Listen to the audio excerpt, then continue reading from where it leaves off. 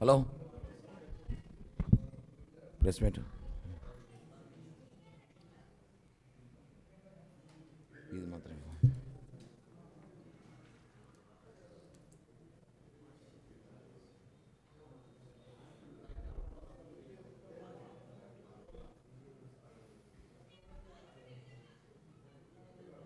ఇంకో పేపర్ వస్తుంది పైకి. ఆ విగ్రహాలు నేను కొట్టేశారు కదా, తిమ్మన్నకి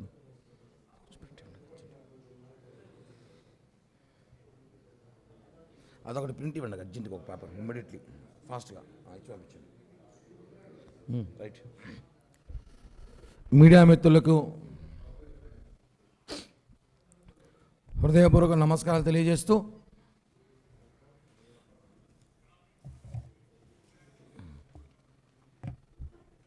ఓం నమో వెంకటేశాయ,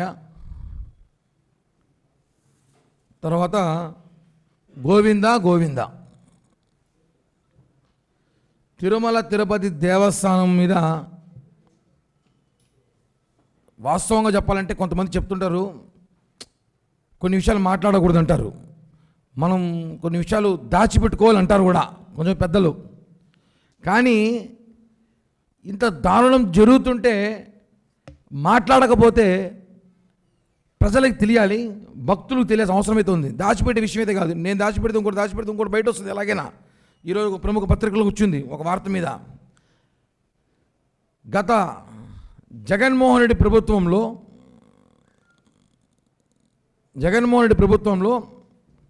లడ్డు కల్తీ నెయ్యి చూసాం. కల్తీ నెయ్యి లాంటిది, నెయ్యి లాంటిది పరకామని. మొన్న సాలవాలు. తాజాగా ఇంకో విషయం వీళ్ళలోకి వచ్చింది. మహానుభావులు అన్ని కోట్లలో చేస్తారు. అంతా ఏ టచ్ అయినా కోట్ల పైన, 50-60 కోట్ల పైన ఉంటుంది. దాని ముందు ఏమి ఉండదు.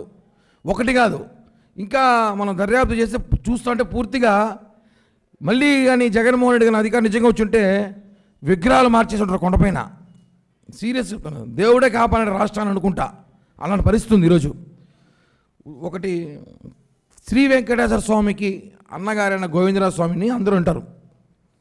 చాలామంది భక్తులు వెంకటేశ్వర స్వామిని దర్శించిన తర్వాత మంగాపురంకి వెళ్ళేటప్పుడు గోవిందరాజ స్వామి దర్శనం చేసుకొని పోతారు. గోవిందరాజ స్వామి టెంపుల్ మన తిరుపతికి ఇక్కడ ప్రెస్ క్లబ్ దగ్గరలో ఉంది, తెలుసు అందరికీ. ఆ టెంపుల్లో 50 కేజీల బంగారం చోరీకి గురైనట్టు సమాచారం ఉంది.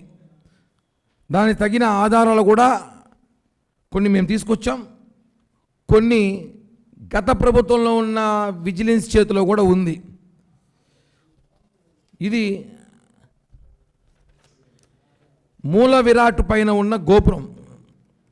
ఇప్పుడు తిరుమలలో ఎలాగైతే ఆనంద నిలయం ఉందో ఇలా మూల విరాట్ పైన గోపురం ఉంటుంది. దీని ఇలా బంగారు తాపడం చేయమని చెప్పి, బంగారు తాపడం చేయడానికి 2022-23 మధ్యలో అప్పుడున్న పాలకమండలి సభ్యులు వైవి సుబ్బారెడ్డి, ధర్మారెడ్డిలు తిరుపతికి సంబంధించి జ్యోతి అని ఒక కాంట్రాక్టర్గా వర్క్ ఇచ్చారు. 4300 కేజీ కాపరు, 100 కేజీల బంగారుతో గోవిందరాజ స్వామి గుడి పైన ఉన్న గోపురానికి మీరు బంగారు తాపడం చేయాలని చెప్పారు. ఆ వర్క్ ఆమె ఎవరికి ఇచ్చింది? సబ్లీజ్కి ఇచ్చింది. చెన్నై చెందిన అతని పేరు, ఒకరి పేరు వచ్చి సయ్యద్ కరీము, ఇంకో అతని పేరు వచ్చి రెహమతుల్లా బాబు. సయ్యద్ కరీం, రెహమతుల్లా బాబు అనే ఇద్దరు అన్నమస్తకి ఇచ్చినారు ఈ వర్క్ చేయమని చెప్పి. ఇది వాళ్ళిద్దరు. ఇది 2023 ఫోటో.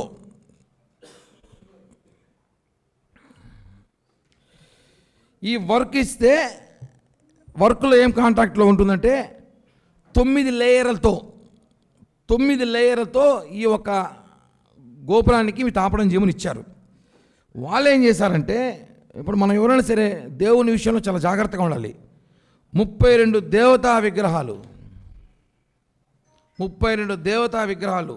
100 సంవత్సరం చరిత్రన్న గోవిందరాజ స్వామి గుడి మీద ఉన్న దేవతా విగ్రహాలు, వరుణుడు, కుబేరుడు, యముడు, దేవేంద్రుడు, వేణుగోపాల స్వామి, 4 పక్కల గరుడు, 4 పక్కల గోపుర తంగి అమ్మవారు, ఇవన్నీ పెడితే. ఎందుకంటే తిరుపతి ఊరికి గోవిందరాజ స్వామి గుడి అప్పట్లో మొట్టమొదటి గుడి.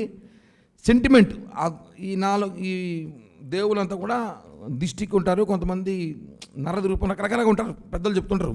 రకరకాల దిష్టిగా కానివ్వండి, లేదంటే భక్తుల్ని చాలామంది తోపులాట తొక్కిసలాట జరగకుండా దేవుడు కాపాడుతూ ఉంటాడని చెప్పి ఒక సంప్రదాయం ఉంది. అలాంటి దాన్ని వీళ్ళు ఎలా చేశారు చూసాం మనం. పూర్తిగా ఇందాక చూపించాం మీకు, పూర్తిగా బోడిగుండి చేశారు. ముందు ఫోటో ఇప్పుడు ఫోటో పూర్తిగా బోడిగుండి చేసేసి బంగారు తాపడం చేశారు. అవసరమా? బంగారు తాపడం చేయొచ్చు. తమిళనాడులో మనం గుళ్ళుకు పోతాం చూడండి, గుళ్ళల్లో అమ్మవారి ఫోటోలు ఉంటే అమ్మవారి ఫోటోలు కూడా బంగారు తాపడం చేస్తారు, కాపడం చేస్తారు. విగ్రహాలు కొట్టేసి చేయమని ఎవరు చెప్పలేదు కదా. ఆ విగ్రహాలు కొట్టేసిన విగ్రహాలని తొక్కి నానా బీభత్సం చేసి అప్పట్లో వాళ్ళు దాన్ని ఎక్కడ పడేసారో కూడా తెలియదు. ఈ ఇష్యూని 2023లో అప్పుడు పెద్ద ఇష్యూ జరిగింది. దీని మీద కరాటి కళ్యాణి అనే ఒక సినిమా యాక్టర్ లలిత్ కుమార్ అనే ఒక తిరుపతి స్థానికుడు కోర్టులో కేసేశారు, హైకోర్టులో. 32 దేవతా విగ్రహాలను నాశనం చేశారు. 100 కేజీలు అని చెప్పి 48 కేజీలు బంగారం తాపడం మాత్రమే చేశారు. దీని మీద విచారణ జరపాలని చెప్పి ఇద్దరు వెంకటేశ్వర భక్తులు వాళ్ళిద్దరూ కేసేస్తే అప్పుడున్న ధర్మారెడ్డి వాళ్ళని పిలిపించి భయపెట్టి బెదిరించి కేసు విత్డ్రా చేశాడు హైకోర్టులో 23లో. మళ్ళీ తిరుపతికి సంబంధించిన ఒక వెంకటేశ్వర భక్తుడు మళ్ళీ కోర్టులో పిటిషన్ వేశాడు. వేసినప్పుడు కోర్టు ఏమిచ్చిందంటే, టీటీడీ పిలిచి అడిగింది, మీరు ఇలా విగ్రహాలు పగలగొట్టేసి కట్టారంట కదా అంటే లేదు అని చెప్పారు. కానీ మళ్ళా విచారణ చేసిన తర్వాత సరే మేము మళ్ళీ విగ్రహాలు కట్టిస్తాము, అక్కడ పెట్టుదాము, ఆధునిక టెక్నాలజీతో మేము పెడతామని చెప్పి కళ్ళబోరు కబుర్లు చెప్పారు. ప్రభుత్వం అయిపోయింది, ఎవడు పాటు కూడా వెళ్ళిపోయాడు, దోచుకు తినేశారు.